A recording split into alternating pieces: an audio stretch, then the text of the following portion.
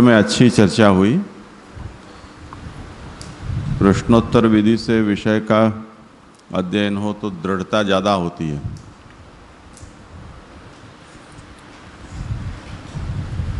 सर्वनिर्णय में प्रमाण प्रकरण के अंतर्गत स्मृति प्रकरण का विचार इस समय चल रहा है। जय दंडवत प्रणाम। जय बेलाबेन ने अभी जो प्रश्न पूछा ना, उसमें थोड़ा अभी कंफ्यूजन इतना रह गया कि जो हमने स्मृति देखी वो 4 प्रकार की, आचार मूलक, लोक व्यवहार मूलक, न्याय मूलक और नित्या अनुमय वेद, ऐसे 4 प्रकार का है। तो कल्पसूत्र जो है वो भी स्मृति कक्षा का ही ग्रंथ है। तो फिर वो अलग से इन चारों में उसका समावेश नहीं होता है, ऐसा समझना? हाँ, तो ऐसी स्वतंत्र भी कोई स्मृति है? हाँ है। और भी है? वो तो यही कहा है ना कि वो संकलन किया है केवल। ठीक है। और भी कोई स्मृति ऐसी है जी? विषय जहाँ जहाँ आएगा वो बताएंगे। ठीक। सौकर्यार्थम कृतिस्तस्य संकलीकृत्य वर्णनात्। कल्पसूत्रों का निर्माण क्यों हुआ, उसका समाधान यही दिया है कि सौकर्य के लिए उसकी रचना की गई है और ये केवल संकलन है, कंपाइलेशन, इसमें खुद का कुछ भी नहीं है।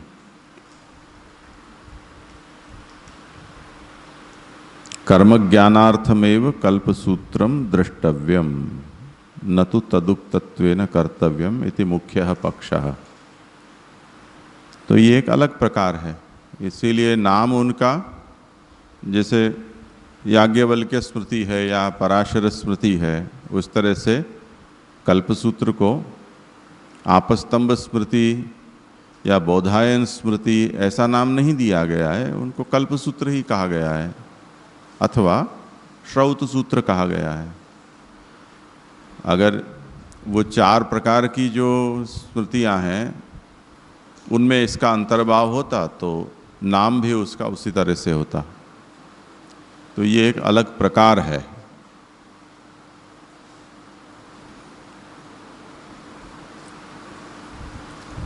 ये क्लासिफिकेशन की समस्या हर क्षेत्र में आती है। आजकल तो इसकी एक अलग से पढ़ाई होती है स्टॉकिस्ट के लिए।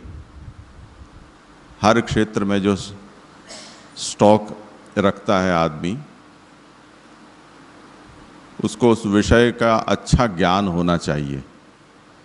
जैसे मेडिसिन में हो तो वहाँ स्टॉकिस्ट होता है, अगर ऑटोमोबाइल में हो तो वहाँ होता है, इलेक्ट्रिकल आइटम की दुकान हो तो वहाँ होता है। हमारे यहाँ ऐसे सब ग्रंथ होते हैं तो लाइब्रेरीज में लाइब्रेरियन होते हैं, उनको यही देखना होता है कि विषय के अनुसार ग्रंथों को किस तरह से रखा जाए जिससे कि उपयोग करता है वो उसको सरलता से खोज सके, या कोई मांगे तो हम उसको तत्काल खोज कर दे सकें। कंप्यूटर में और उसमें भी हम जिस तरह से फाइल्स और फोल्डर्स और उनको मैनेज करते हैं, फाइल मैनेजर उसे कहा जाता है, वहाँ भी यही बात होती है कि हमें किस तरह से अपने पास जो डेटा है उसको मैनेज करना। तो वो महाप्रभु यहाँ वही कार्य कर रहे हैं। अब जिनका ऐसा मिश्र प्रकार होता है वहाँ ये समस्या सभी जगह होती है, दोनों जगह हमें वो मिल जाती है। मुष्टिमार्ग.net जो अपनी वेबसाइट है उसमें विकराल समस्या यही है, कुछ मिलता ही नहीं है उसमें, क्योंकि उसका स्टॉक मैनेजर है वो अभी ढंग का हमें मिला नहीं है। तो कौन सी कैटेगरी में कौन सी चीज़ हमने रखी हुई है वो हम अपने ढंग से सोचते हैं, प्रोग्रामर है वो, और यूज़र है वो कुछ अपने ढंग से खोजता है। तो उनके विचार का और यूज़र का मेल नहीं होता है, तो कुछ मिलता ही नहीं है। एक जोक कहीं पढ़ा था कि पत्नी खाने के लिए बैठी, उसमें उसने पति को कहा कि ज़रा नमक तो लेते आओ। अब पति गया बेचारा, बहुत देर तक खंखड़ खंखड़ आवाज़ हुई, बहुत हुए, कई डब्बे खुलने की आवाज़ आई, बहुत देर हो गई, तब तक पत्नी का खाना ख़त्म हो गया। कि मुझे पता था कि आपसे होगा ही नहीं है। तो कि नमक रखा कहाँ है? क्योंकि वो चाय के डिब्बे के पास एक चाय के मसाला का डिब्बा है, पर उसके ऊपर लिखा है गरम मसाला, पर उसमें नमक है। पर आप नहीं ला सकते थे, वो मुझे पता था, इसलिए मैं पहले से लेकर ही बैठी थी।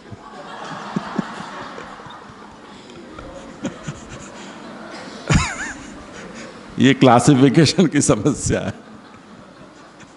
हमें कुछ पता ही नहीं चलता कहाँ क्या रखना, कैसे करना। सब घर की समस्या। वो कल्पसूत्र बेचारे हाथ ऊंचे करे, हम कौन सी क्लास में जाएंगे, स्मृति में जाएंगे, वेद में जाएंगे, पुराण में जाएंगे, कहाँ जाएंगे।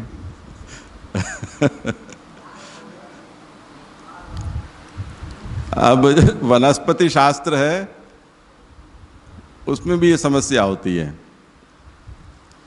हम टमाटर को शाक की तरह खाते हैं, तो शाक भाजी के वाला हम वहाँ जाकर उसको खरीदते हैं, वो मिलता भी वहीं है। पर वनस्पति शास्त्र के हिसाब से टमाटर फल है, शाक नहीं है।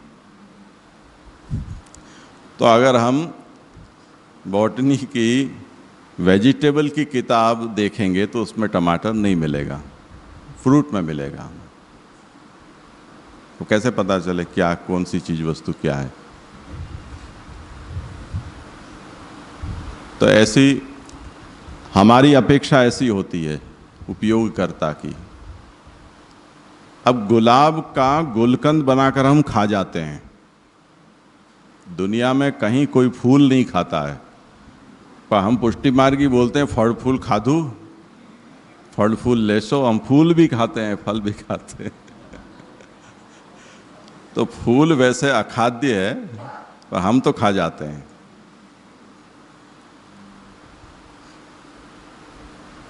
वो भंवरे बेचारे, मधुमक्खी, वो बेचारी दुखी हो जाती है कि इसमें से रस लो भाई, मधु बनाओ, हमको काम आए, किसी को काम आए। फूल खाने की वस्तु, पूरा फूल ही खा जाओगे तुम, तो हम क्या खाएंगे पीछे।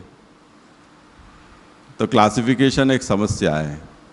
तो कल्पसूत्र भी महाप्रभु के सामने आए तो ये प्रश्न होना ही है कि वेद तो अपौरुषेय हैं, उनके कर्ता लेखक का हमें कोई अता पता नहीं है, अनादि सिद्ध हैं।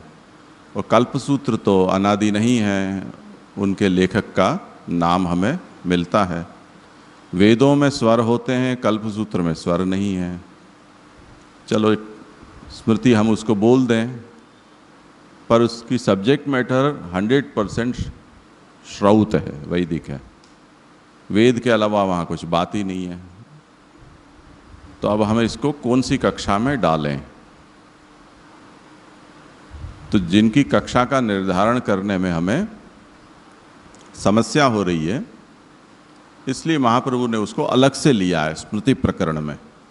उसको श्रौत प्रकरण में इसलिए नहीं लिया क्योंकि वो श्रुति नहीं है।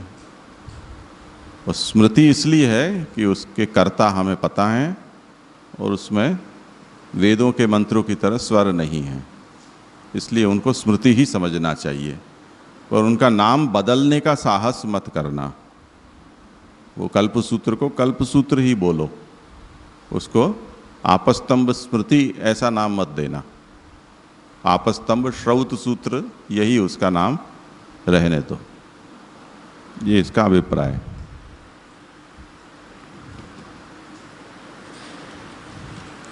इसके बाद गृह्य सूत्रोक्त जो स्मार्त कर्म है, कल का जो दूसरा सत्र था उसमें हमने उस पर विचार किया कि कई प्रकार की इष्टियां और औपासन कर्म वो नित्य नैमित्तिक कर्मों के रूप में कहे जाते हैं। महाप्रभु कहते हैं कि वो जो गृह्य सूत्र में ये सब जो कर्म बताए गए हैं उनको श्रौत कर्म किसी भी रूप में नहीं समझना चाहिए, वो सब स्मार्त ही हैं। उसका कारण हम कल सोच चुके हैं कि वो वैदिक से किस तरह से भिन्न है। पर उसमें कभी कभी ऐसी समस्या आ जाती है कि वो एक ही कर्म एक ही काल में दोनों कर्म प्राप्त हो जाते हैं। उनको स्मार्त कहने का कारण ये है कि एक ही काल में श्रौत कर्म और स्मार्त कर्म दोनों प्राप्त होने पर स्मार्त कर्मों को छोड़ा जा सकता है, श्रौत कर्मों को नहीं छोड़ा जा सकता है। इसलिए जो गृह्य कर्म है वो सब स्मार्त कर्म कहे जाएंगे और वो श्रौत कर्म की तुलना में गौण है, अमुख्य है। कुछ लोग ऐसा भी कहते हैं कि उनको गौण काल में किया जा सकता है। अब इसी विषय को लेकर आगे चर्चा चल रही है कि ये कहा कि किसी कर्म का लोप न हो ऐसा कोई उपाय हम को कोई बताए तो बहुत अच्छी बात है, सब निभ जाए। उसके लिए मैंने कल आपको आधुनिक शादी ब्याह के प्रसंग का दृष्टांत दिया कि जिसमें सब कुछ एक साथ हो जाता है, नाचना, गाना बजाना, खाना, उपहार लेना देना, शास्त्रीय विधि, लौकिक विधि, वो सब कुछ एक ही साथ हो जाता है। तो शास्त्र ने भी एक ऐसा उपाय बताया जिसको सर्वाधान विधि कहा जाता है कि गृह्य कर्म और श्रौत कर्म ये दोनों ही कर्म एक साथ एक ही अग्नि में निपट जाएं, जिससे काल में के कारण समस्या ना आए। पर एक अर्धाधान विधि भी है ही। कल हमने ये भी देखा कि सर्वाधान विधि की कुछ समस्याएं अपनी हैं, अर्धाधान विधि की भी अपनी कोई समस्याएं हैं। अब कोई अर्धाधान विधि से श्रौत अग्नि और स्मार्त अग्नि दोनों का पृथक पृथक अनुष्ठान करता है, तब उस स्थिति में ये बात आएगी कि स्मार्त कर्म जिस समय करने हैं वो ये हल्ला मचाएंगे कि पहले हम क्यों नहीं, हमारा मुख्य काल है उसमें करो और श्रौत बाद में कर लेना। ऐसा भी तो किया जा सकता है। जैसे मेहमान घर में आ गए, आज ठाकुर जी को 1 घंटे बाद जगाएंगे, या मेहमान आकर बैठ गए 2 घंटे बाद भोग सराएंगे। कहीं जाना हुआ, आज ठाकुर जी को शयन दोपहर में ही करा देंगे। तो लोक की मुख्यता से भगवत सेवा में हम काट छाट कर लेते हैं। तो हमारे यहाँ किसका प्राधान्य है हमारे जीवन में वो हमें समझ में आ जाता है कि प्रमुख लोक है, भगवान गौण है। इसी तरह श्रौत और स्मार्त में भी ऐसी खींचाखींची होती है। स्मार्त कहेगा कि अर्धाधान विधि है, मेरी अग्नि जली हुई है, जल्दी डालो आहुति। हम कहेंगे कि नहीं, श्रौत मुख्य है। तो क्या हर बार ऐसी श्रौत की क्यों दादागिरी, हम क्यों नहीं, कभी हमको भी मौका दो। तो स्मार्त अग्नि है वो हल्ला मचाती है। तो ऐसा क्यों नहीं हो सकता है, तो उसका अब समाधान करते हैं कि एवं श्रौतस्य बलिष्ठत्वाय असहाय शूरता निरूपिता क्वचित। श्रौत कर्म के काल में स्मार्त कर्म आ पड़े तो स्मार्त कर्मों को छोड़ दो या गौण काल में करो, पर श्रौत को गौण काल में नहीं कर सकते हो। इस तरह से श्रौत कर्म की असहाय शूरता बताई, यानी वो सर्वतंत्र स्वतंत्र हैं, वो प्रमुख हैं, ऐसा कहा। तथा स्मार्तस्यापि भविष्यति, अर्धाधान विधि की तो स्मार्त कर्म भी हैं, वो भी ये कहेंगे कि हम पहले क्यों नहीं। तब उसका समाधान देते हैं कि स्मार्त कर्म पहले इसलिए नहीं कि स्मार्त मात्रस्य करणात् आभासो ब्राह्मणो भवेत्। अगर कोई व्यक्ति केवल स्मार्त कर्म करता है, श्रौत कर्म नहीं करता है, जैसे कि अब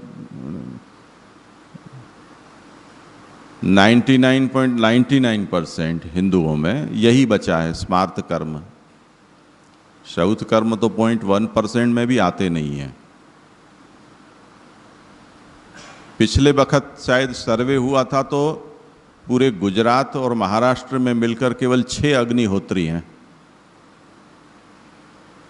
कुल मिलाकर 6। हिंदुओं की अगर संख्या हम गिने दोनों राज्यों में मिलाकर तो कुछ करोड़ों में जाएगी। उसमें से अगर 6 ही अग्निहोत्री हैं यानी श्रौत कर्म करने वाले हैं तो परसेंटेज में कुछ आते ही नहीं है वो। बाकी जो कुछ भी करते हैं वो स्मार्त ही करते हैं, अगर करते हैं तो। वैसे तो करते ही नहीं है कुछ भी, पर अगर कोई करता है तो वो स्मार्त कर्म ही करता है। अब स्मार्त कर्म का फल क्या है? श्रौत को छोड़कर केवल स्मार्त जो करता है उसका फल क्या है? तो वो बताते हैं कि स्मार्त मात्रस्य करणात्, मात्र स्मार्त कर्म अगर आप करते हो तो केवल आभास ही उसको फल के रूप में प्राप्त होता है, ब्राह्मणाभास। कोई फल ही नहीं है उसका। इसी तरह स्वर्गाभासाद्यपि फलम श्रौत मात्रेपि चाखिलम, उसे अगर स्वर्ग आदि मिल गया तो भी वो स्वर्ग आभासिक स्वर्ग ही होगा, ऐसा स्वर्ग नहीं होगा कि जो भय रहित हो, दुख रहित हो, पुनरावृत्ति रहित हो, ऐसा स्वर्ग उसे प्राप्त नहीं होगा। पर अगर कोई व्यक्ति श्रौत कर्म करता है, स्मार्त नहीं भी करता है, तब भी उसको अखिल फल की प्राप्ति होती है, संपूर्ण फल की प्राप्ति होती है। अब स्मार्त ये कहे कि मैं इस बार मेरी पहली बारी है, मुझे करो मुझे करो तो हम कहें हटो हटो हटो हटो। उसको तुच्छ समझकर उसको कोई अग्रता नहीं देगा। तो वो कहते हैं व्याख्या में कि ब्रह्म वेदः तद वेत्ति इति ब्राह्मण, वेद को ब्रह्म कहा गया है और वेद को जो जानता है उसे ब्राह्मण कहा जाता है। स्मृतिरपि वेद मूलिका इति द्व्यंतरितत्वात् प्रतिबिंबवद आभासो भवति। ये जो स्मृतियां कही जिसमें गर्भाधान आदि संस्कार, संधि उपासना आदि कर्म हैं, उनका निरूपण करने वाली वो सब स्मृतियां यद्यपि नित्यानुमेय वेद मूलिका हैं, फिर भी वो द्व्यंतरित हैं। वो आगे हम देख चुके हैं, अनुभव और अर्थ उसका उसमें अंतराय है। इसलिए वो स्मृतियां और वो स्मृत्युक्त जो धर्म है वो भी प्रतिबिंब की तरह आभास ही है, वो धर्म नहीं है। तो प्रतिबिंब जैसे मूल नहीं होता है, उसमें दर्पण के कारण एक अंतराय आ जाता है। तो हम अपने चेहरे पर अगर कुछ भी उपचार करते हैं वो तो हमें फलदायी होता है, पर अगर कोई गलती से प्रतिबिंब को मूल मान ले और उसे पाउडर लगा दे, उसको लिपस्टिक लगा दे, तो वो चेहरे को थोड़ी उसको प्राप्त होता है, वो आभासिक ही होता है। इस तरह से प्रतिबिंबवद आभासो भवति। अतो ब्राह्मणोपि तादृशः आभासः, श्रौत कर्म को छोड़कर केवल स्मार्त कर्म करने वाला जो ब्राह्मण है, वो ब्राह्मण केवल ब्राह्मण का आभास है, उसकी परछाई है। और इसी तरह फलंच तथा, ऐसे ब्राह्मण को या इस तरह से केवल स्मार्त कर्म करने वाले को फल भी स्वर्ग का आभास के रूप में ही प्राप्त होता है। चित्त शुद्धौ वासनाक्षया भावो दैत्योपहत लोके च स्थिति इति। चित्त शुद्ध हो भी गया मानो उसका, पर उसे ऐसा स्वर्ग, ऐसा स्थान प्राप्त होगा कि जहाँ पर वासना का नाश नहीं हुआ हो और जहाँ पर दैत्यों का उपद्रव सदा बना रहता हो, ऐसा स्वर्ग। कश्मीर, वहाँ आदमी जाए तो घूमने, पर कब गोली से उड़ा दिया जाएगा वो पता नहीं है। जिंदा आए तो लोग कहते हैं कि चलो अब कोई ग्रह शांति करते हैं या ब्राह्मण भोजन कराते हैं, बच गए बच गए बच गए। तो ऐसा स्वर्ग हिंदुस्तान का स्वर्ग कहा जाता है कश्मीर। पूछना है कुछ? यहाँ पे जैसे बताया कि चित्त की शुद्धि होगी तो भी वासना का क्षय नहीं होगा, तो उसको कैसे समझना चाहिए?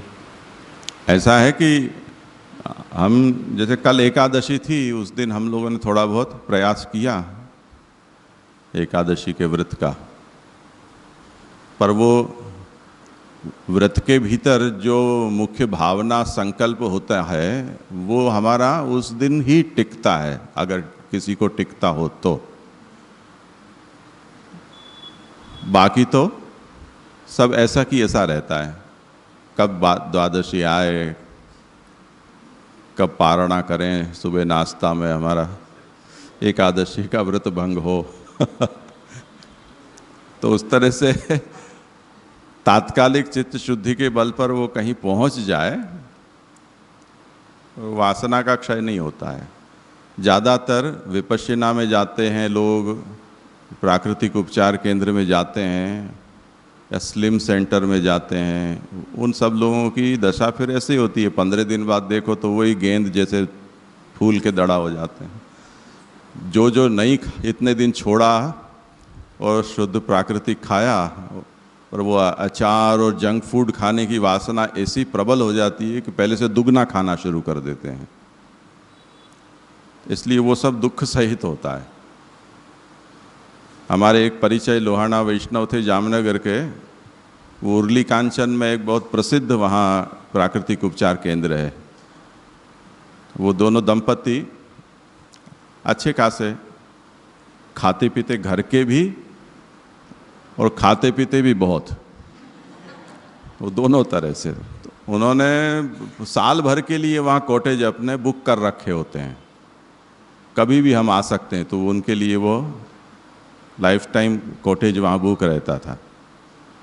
अब वो खुद का कॉटेज है और खाने पीने के इतने शौकीन कि रोज़ चारों समय भोजन करें, प्रसाद लें, उसमें कोई भी वस्तु रिपीट नहीं होनी चाहिए सप्ताह में या 15 दिन में, इतने शौकीन। अब वो प्राकृतिक उपचार केंद्र में ऐसे व्यक्ति को रख दें तो क्या दशा हो। तो उन्होंने ये काम किया कि वो जो कॉटेज खुद की थी उसमें चोर खाने बनवाए, और उसमें जब जाते, वैसे सामान की चेकिंग और सब वहाँ होती है, पर ये वृद्ध हैं और वैष्णव हैं, सदाचारी हैं, अपरस्तो थी उनकी, वहाँ का खान पान नहीं करते थे केंद्र का, तो इसलिए उनको थोड़ी कुछ चेकिंग में छूट मिलती थी। तो जब जाते तब अचार और तले हुए सब नाश्ता ये सब उसे वो चोर खाने भर देते, और उनका जो बाहर का किचन है कॉटेज का, उसमें वही जवारा का रस और दूधी का रस और ये वो सब एकदम शुद्ध सात्विक वस्तु सब। अब वो जाते तो शरीर उतारने, पर आते तब मोटे होकर आते हैं। तो वो प्राकृतिक उपचार केंद्र वाले अंत तक नहीं समझ पड़े कि हर आदमी आता है यहाँ हल्का होके जाता है, ये मोटे भारी कैसे हो जाते हैं तो वासना का क्षय ये बहुत मुश्किल बात है। संकल्प तो हो जाता है पर वासना का क्षय कठिन है। तो स्वर्ग में जाने के बाद भी वासनाएं रह जाती हैं, इसलिए स्वर्गवासियों को भी ये भय रहता है कि कहीं दूसरा ना आ जाए, कहीं हमारा काम खत्म नहीं हो जाए। जैसे ब्रह्मा जी के बारे में कहते हैं कि उनको भी ऐसा लगता है कि भगवान ने मेरी 100 वर्ष की आयु दी पर कुछ कम ही दी, ऐसा लगता है। जबकि ब्रह्मा जी का एक दिन कल्प के समान होता है, एक कल्प में 1000 चतुर्युगी होती है, तो बहुत बड़ा काल है हमारी दृष्टि से, पर ब्रह्मा को यह लगता है कि बहुत कम है। कुछ पूछ रहे हैं?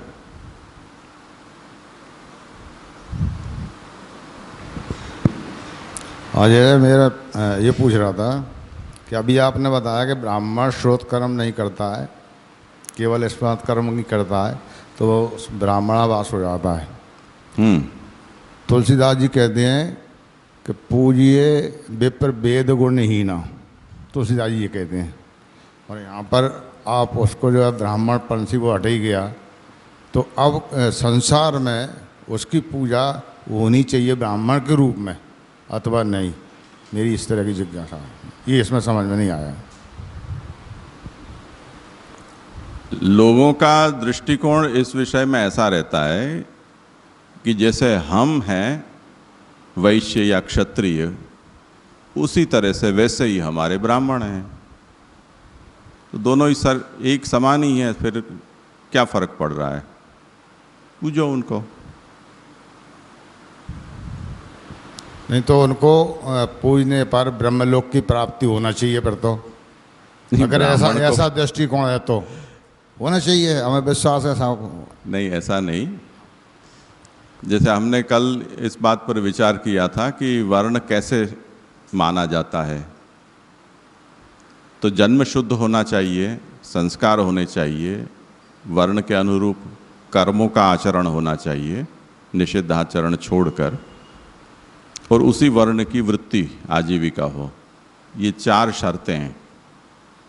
अब कोई वृत्ति कोई दूसरे वर्ण की कर रहा है, उसे नहीं मिल रही है खुद के वर्ण की वृत्ति, तो वो उस वर्ण का है पर वृत्ति से हीन है। एक उसमें दोष आया चतुर्थांश में। अब कुछ कर्म वो कर पा रहा है, कुछ नहीं कर पा रहा है, तो कर्म से हीन हुआ, पर संस्कार और जन्म तो है ना। मानो किसी के संस्कार नहीं हुए। जैसे अभी मैं जिस उपनयन की बात कर रहा था, उसमें एक बच्चा था जो 18 साल का था, ब्राह्मण का बच्चा था, पर 16 साल बाद उपनयन नहीं हो सकता है। व्रात्यता प्रायश्चित करनी होती है, तब जाकर हो सकता है। ऐसा तो कोई प्रायश्चित उन्होंने किया नहीं था, तो वो उपनयन नहीं माना जाता है। तो अब संस्कार से भी हीन हुआ, पर जन्म तो शुद्ध है ना। तो जन्मना ब्राह्मणों गुरु, ऐसा शास्त्र कहता है कि ब्राह्मण है वो जन्म से गुरु माना जाता है। वर्ण की दृष्टि से उसकी श्रेष्ठता है। कोई पूर्व जन्म के उसके ऐसे उग्र पुण्य कर्म हैं जिसके फलस्वरूप उसको ब्राह्मण कुल में जन्म हुआ है, तो जन्मना तो ब्राह्मण है ना। व्यवस्था के लिए उसे सम्मान देना चाहिए। अगर हमारी ऐसी दृष्टि है कि वेदज्ञ ब्राह्मण हो तो ही हम उसका सम्मान करें, तो उस तरह का सम्मान वेदज्ञ का करो, साधारणतया किसी का भी करो। व्यवस्था तो ऐसे ही बनेगी ना, अन्यथा उच्छेद हो जाएगा। अभी जैसे मैं दृष्टांत देता हूँ कि सरकारी जो नियुक्तियाँ होती हैं उसमें ये रिजर्वेशन होता है। अब हम कहते हम तो योग्य का सम्मान करने के लिए बाध्य हैं। आप किसी को भी कुर्सी पर बैठा दो तो हम उसका सम्मान क्यों करें? पर आप जिस पोस्ट से रिटायर्ड हुए हो वहाँ पर कोई 35% गुण लेकर भी SC/ST क्लास का कोई प्रिंसिपल बन सकता है कि नहीं? और उसको बना दिया, चपरासी उसको ये सिखाएगा कि रजिस्टर कैसे मेंटेन करना है, ये किताब को कैसे पढ़ना है, हस्ताक्षर कहाँ करने हैं, वो चपरासी सिखाएगा। कोई प्रिंसिपल है सो तो है, व्यवस्था ने तो उसको उस स्थान पर बैठाया है, तो सलामी देनी पड़ेगी। तो ये सब व्यवस्था की बातें हैं और उसकी अनिवार्यता को हम सबको स्वीकारना ही पड़ता है। बड़े स्केल पर हम जाएं तो वहाँ भी हम हमारे घर के व्यवहार में भी हमें ये सब स्वीकारना ही पड़ता है। अगर हमारे परिवार में कोई अयोग्य हो तब भी उसका पक्ष लेते हैं कि नहीं हम? वहाँ हम निष्पक्ष न्यायाधीश थोड़ी हो जाते हैं। नालायक कोई आके बोल गया अपने बेटे को तो हम कहे तू 2 बार नालायक है, मेरा बेटा तो परम योग्य है। तो ये कुछ संबंध की, कुछ अवसर की, कुछ आवश्यकताएं उस तरह से ये भी है कि एक व्यवस्था बनी रहे, उसके लिए अधिक सम्मान ना दो, पर जन्म से वो श्रेष्ठ है तो है, भगवान ने उसको उसमें जन्म दिया है। तो वर्तमान उसका ये जो गुण है उसे न देखकर पूर्व जन्म के सत्कर्म को सोचकर नमस्कार पंडित जी, इतना तो कर ही सकते हैं। जय, अब इसमें एक प्रश्न और हो गया। आपने कहा नमस्कार पंडित जी तो पंडित शब्द जो है ब्राह्मण के लिए तो मतलब हमारे ग्रंथ पुस्तकों में हमने कहीं नहीं देखा है। जैसे हम जो कोर्स स्कूलों में पढ़ाते हैं मान लो, या कहीं और भी पढ़ा है, पंडित शब्द केवल ज्ञानी के लिए आया है, शब्दकोश में भी है। और आज भ्रांति रूप में है वो किस तरह से टोटल ब्राह्मण जाति के लिए हम लोग पंडित बोलते हैं, पंडित जी सम्मान के लिए। तो ये शब्द कैसे बना है जी, समझ में नहीं आया मेरी योगात रूढ़ी बलियसी, पंडा बुद्धि को कहते हैं, जिसमें बुद्धि है वो पंडित है। सामान्यतया अन्य वर्णों की तुलना में वेदादि शास्त्र ब्राह्मण ज़्यादा पढ़ते हैं, इसलिए उनको बुद्धिशाली कहा जाता है। उस अर्थ में वो पंडित शब्द प्रचलित हुआ है, वो रूढ़ी है। आपको उसके बजाय कोई दूसरा शब्द पसंद हो तो वो भी आप दे सकते हैं। जी जी दंडवत प्रणाम जी। सात्विक प्रकरण में ठाकुरजी भगवान उवाच कहीने भी ब्राह्मणों बहु ज महत्व, जन्मना ब्राह्मणों महत्व बहुत बताव्યું છે, भगवाने પોતાની વાણીમાં કહ્યું છે। साची बात। वो तो भगवान कहते हैं कि मैं ब्राह्मण के मुख से अगर मुझे कुछ देते हो तो मुझे जैसा तृप्त होता हूँ, ऐसा मुझे भोजन कराते हो उससे तृप्त नहीं होता हूँ। तो नहीं, उस समय भी ऐसे चमत्कारिक भी थे ही, ऐसा नहीं है नहीं थे जैसे द्रोणाचार्य को दुर्ब्राह्मण कहा गया।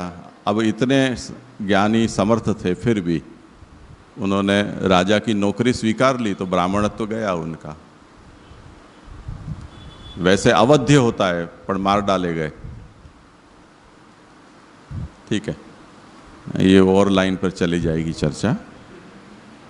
जे यहाँ द्वयंतरित्वात् तत्वात् है, वो क्लियर नहीं हो रहा है, मतलब उसका यहाँ क्या मतलब निकाले, थोड़ा स्पष्टता से। वही आगे जो कहा वही अनुभव और अर्थ।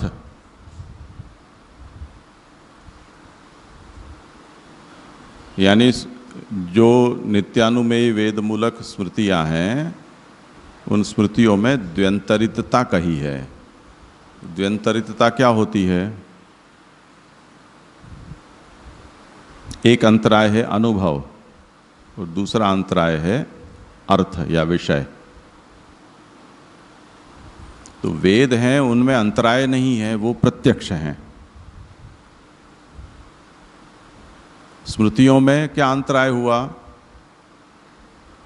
कि एक तो पूर्व कल्प, उस पूर्व कल्प में किसी ने कोई अनुभव किया है, वो अनुभव, वो भी इस ऋषि का अनुभव नहीं है जो स्मृतिकार है, उस अनुभव का इन्होंने स्मरण किया है और उस स्मरण के आधार पर उन्होंने कोई विषय का प्रतिपादन किया है। तो लॉन्ग कट हो गया ना, वो द्व्यंतरितता है, दो अंतराय हैं उसमें।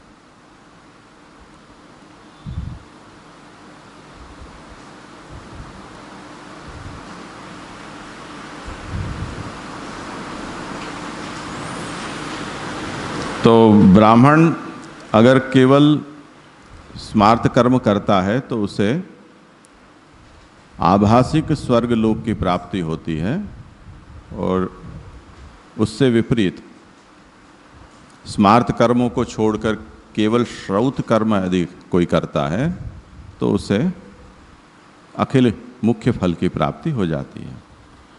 इसी कारण अर्धाधान विधि से अगर कोई यज्ञाराधन करता है और उसमें उसे ये कहे कि कभी कभी स्मार्त कर्म भी श्रौत कर्मों से पहले मुख्य काल में हमें कर लेने चाहिए, तो वो करना आवश्यक नहीं है, क्योंकि स्मृत्युक्त जो कर्म है वो अमुख्य गौण है, उनका फल भी अमुख्य आभासिक ही है, इसलिए ऐसा नहीं करना चाहिए।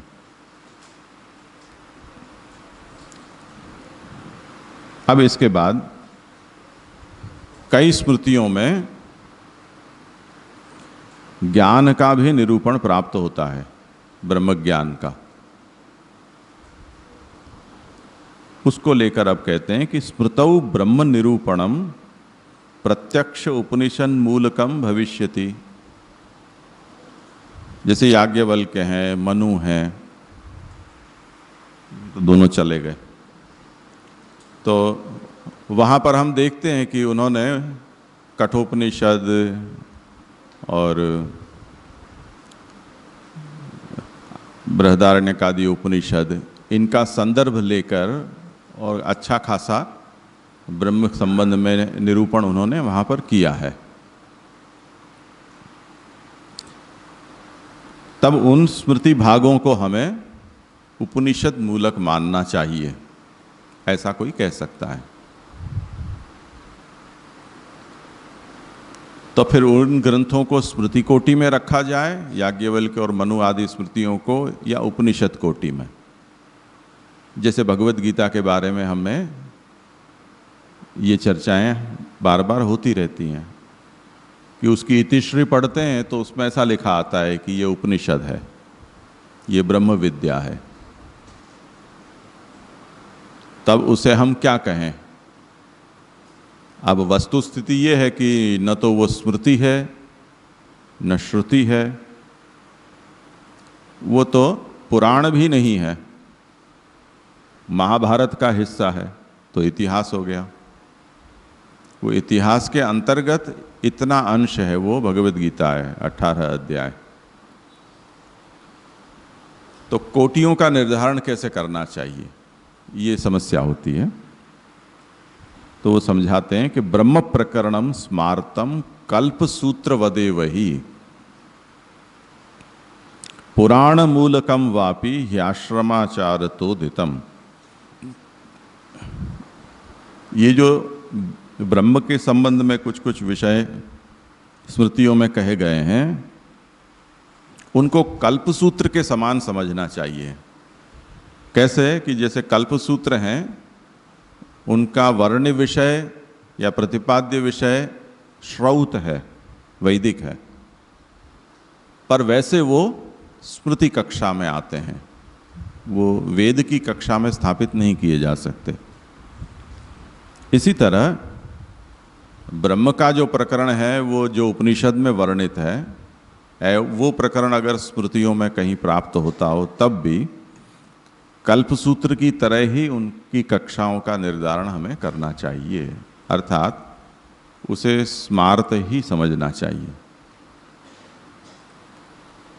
तब प्रश्न ये आता है कि उन स्मृतिकारों ने वो ब्रह्म का विषय अपनी स्मृतियों में कहाँ से लिया, उसका उद्धार कैसे किया? तो कहते हैं कि वो उपनिषद से लिया, ऐसा हमें नहीं कहना चाहिए। उसका कारण आगे प्रकाश में आप समझाएंगे। वो पुराण मूलक हैं, ऐसा समझना चाहिए, यानी पुराणों में से वो बातें आई हैं, ऐसा हमें समझना चाहिए। वो कारण क्या?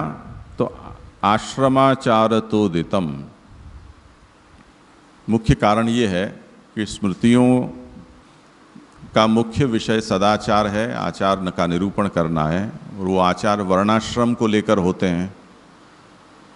अब वर्ण के साथ आश्रम का जब निरूपण करोगे तो सन्यास आश्रम को छोड़कर तो नहीं हो सकता है। वो सन्यास आश्रम है, वो ज्ञान मार्ग की दीक्षा है। तो जब उन आश्रम धर्मों का निरूपण किया जाएगा, उसमें सन्यास आश्रम का आप निरूपण करोगे, तो उसके आनुषंगिक कुछ ज्ञान का निरूपण भी कर दिया जाता है। इसलिए ये नहीं समझना चाहिए कि ये कोई उपनिषद है या वेद है, इसे पुराण मूलक समझना चाहिए, और ये स्मृति ही है, ये इसका स्वारस्य है। अब इसका प्रकाश। तावान भागः कल्पसूत्रवद इति तेनापि ब्रह्मज्ञानम फलाय इति गौणः पक्षः। उपनिषद से कोई ब्रह्मज्ञान की दीक्षा न ले और ब्रह्मचिंतन उपनिषद के सहारे न करके अगर कोई स्मृति में जो ब्रह्म विषय आता है उसके आधार पर कोई करता है तो उसे क्या फल होगा?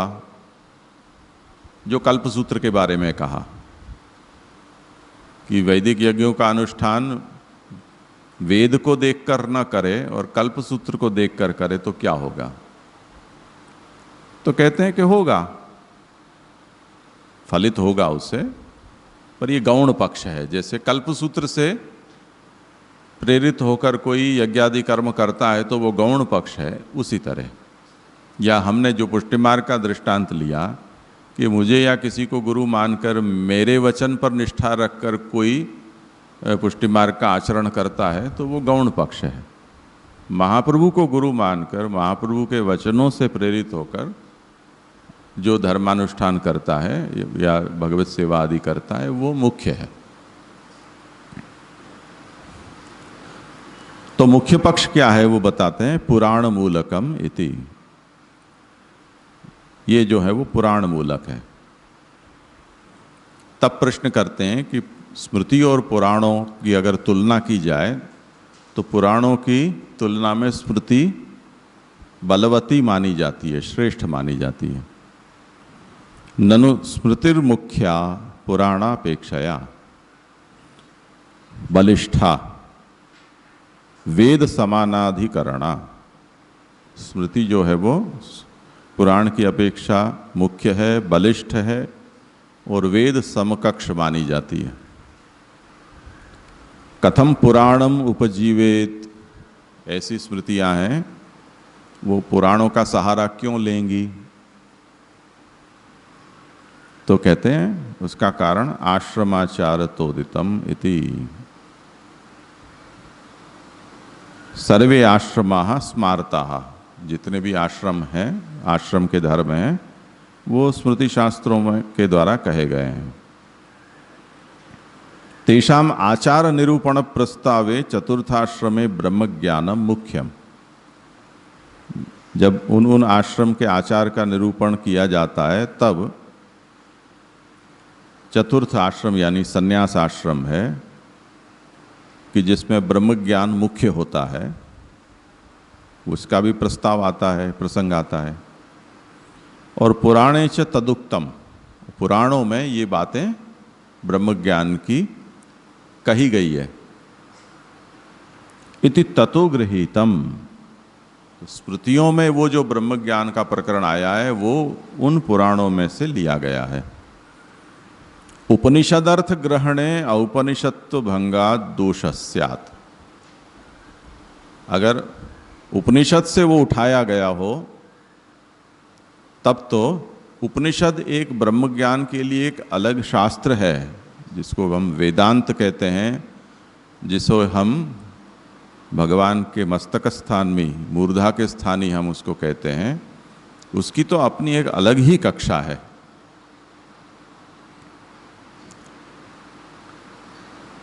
अगर हम स्मृति में आए हुए ब्रह्म ज्ञान के विषय को उपनिषद तुल्य कहने लगेंगे तब उपनिषद टूट जाएगा।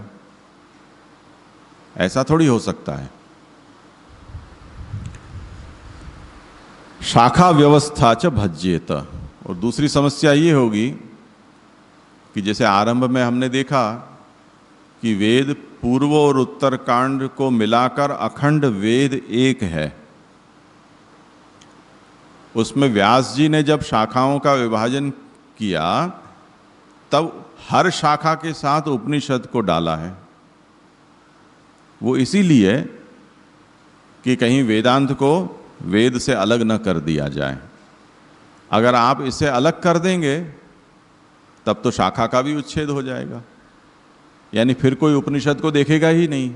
अगर स्मृतियों को उपनिषद कहना शुरू कर दिया तो उपनिषद को कोई देखेगा ही नहीं, वो स्मृति को ही उपनिषद वत मान लेंगे, तो शाखाओं का भेद है वो विलुप्त हो जाएगा। अतः स्मार्तम ब्रह्म ज्ञानम न वैदिकवत फल साधकम। इसलिए जो स्मृतियों को पढ़कर जो वेदिक जो ज्ञान ब्रह्म ज्ञान प्राप्त करते हैं उनका ज्ञान वैदिक ज्ञान की तरह फलदायी नहीं होता है। ये उसका स्वारस्य हुआ। ठीक है, यानी आप जितने जितने मूल से दूर होते जा रहे हो और जो दूर में उपलब्ध हुआ है उसको मूलवत समझ रहे हो, उतना उतना फल से अंतराय होता जा रहा है, फल से आप दूर होते जा रहे हो। ये उसका मतलब है।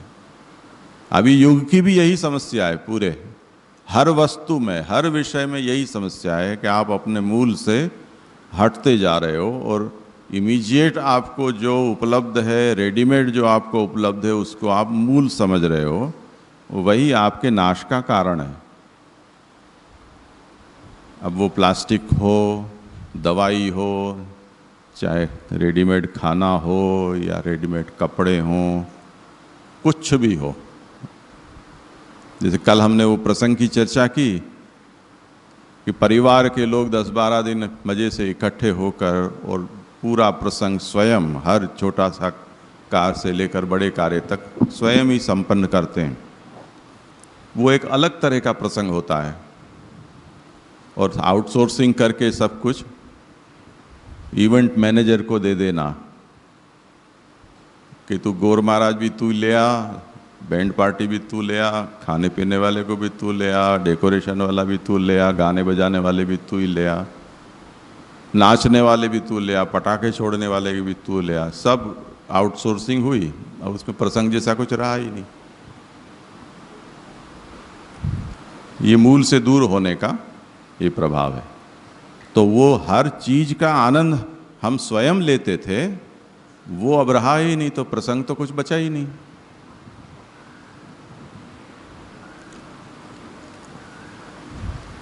अभी हम एक प्रसंग में हमें जाना पड़ा, तो बारात आ गई, उसके बाद वर वधू की दोनों की सवारी एक साथ स्टेज के ऊपर ले जानी थी और आधुनिक परंपरा के अनुसार वहाँ पर पहले रिसेप्शन और बाद में शादी, क्योंकि दोनों सर्वाधान विधि थी। वो रिसेप्शन पहले इसलिए कि बाहर वाले जो लोग हैं वो जो भी लेन देन करना हो कर जाएं, फ़ोटो खिंचवा जाए, खाना पीना हो जाए, पीछे अपनी विधि आराम से होती रहे और बार बार वो कपड़े नहीं बदलने पड़े, बार बार ब्यूटी पार्लर में ही नहीं जाना पड़े। तो वो वधू भी तैयार थी और वरराजा तो सीधा घोड़ी से ही उतरा था, तो तैयार ही था। फिर वो वहाँ पहुँच गए। फिर मैंने कहा अब हम तो कंटाल रहे हैं इसमें, हम तो, मुझे तो आनंद नहीं आ रहा है, मुझे सो जाना है, तो मैं जाऊं? तो वो यजमान ने कहा कि अभी देखो तो सही, वर वधू की एंट्री होने वाली है। मैंने कहा अच्छा, शादी से पहले वधू की एंट्री कैसे हो जाएगी? वो तो अंतरपट के बाद होती है मंडप में। तो कि नहीं, ये पहले ही हो जाएगी। ठीक है, तब तो देखना पड़ेगा। तो ऐसा रथ लेकर आए, यहाँ से वरराजा उस पर चढ़ा, वहाँ से वधू चढ़ी, फिर वो रथ को धक्का मारते मारते, रथ यात्रा ठाकुर जी की जैसे निकलती है ना, ऐसे उसमें चारों ओर से पटाखे चल रहे थे पीछे से, सूर्य रथ हो ऐसा दृश्य में प्रेरणा। कुछ 15-20 लोग फूल उड़ा रहे थे, कोई आरती उतार रहे थे, ऐसी एंट्री हुई। अब इसमें कोई परिवार का व्यक्ति नहीं, सब कुछ बाहर के लोग, सब के सब, धक्का मारने वाले, चढ़ाने वाले, गाना बजाने वाले, नाचने वाले, आरती उतारने वाले, फूल उड़ाने वाले, सब बाहर के लोग। बाकी सब लोग क्या कर रहे थे? कोई गप मार रहा है, कोई खाना खा रहा है, कोई पान चबा रहा है, कोई कुछ कर रहा है। यहाँ हो रहा है, उससे कुछ लेना देना ही नहीं है किसी को। वर वधू को ऐसा लग रहा है कि नहीं, फोटोग्राफी अच्छी हो रही है ना, बस जीवन सफल।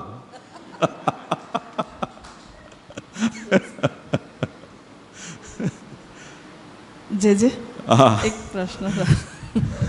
ये यहाँ पे जो ब्रह्म ज्ञान की बात हो रही है, तो वो ब्रह्म ज्ञान ज्ञान मार्ग के बारे में बता रहे हैं ना? ज्ञान मार्ग में जो ब्रह्म ज्ञान आता है उसका फल, इसके लिए कह रहे हैं ना? भक्ति मार्ग में जो ब्रह्म ज्ञान वगैरह है गौण, वो तो पुराण से भी चलता है। नहीं, यहाँ उसका प्रसंग नहीं है। संन्यास के सिर, संन्यास धर्म तया जो ज्ञान कहा गया है वो। हाँ हाँ, तो ज्ञान मार्ग वाली बात नहीं है।